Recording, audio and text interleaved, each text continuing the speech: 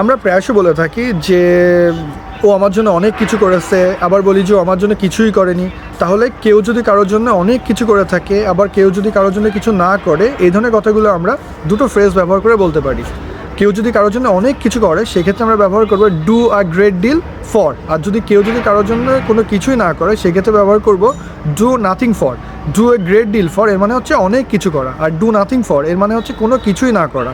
তাহলে আমি যদি বলি আমার বাবা আমার জন্য অনেক কিছু করেছে, সেক্ষেত্রে আমি ব্যবহার করব my father does a great deal for me. আমার বাবা আমার জন্য কিছুই করেনি, সেক্ষেত্রে আমি ব্যবহার করব my father does nothing for me. মনে রাখতে হবে এই যে আমি ডুটা ব্যবহার করেছি, এই ডুটা টেন্স এবং পার্সন অনুযায়ী চেঞ্জ হতে পারে। এবং do a great deal for এবং ডু নাথিং ফর এরপরে অবশ্যই প্রিপোজিশন হিসেবে ফর বসবে। তাহলে do a great deal for মানে হচ্ছে অনেক কিছু করা, আর ডু নাথিং ফর মানে কোনো কিছুই করেনি এরকম। এবং এরপরে অবশ্যই প্রিপোজিশনটা ব্যবহার হবে, সেটা হচ্ছে ফর। Thank you.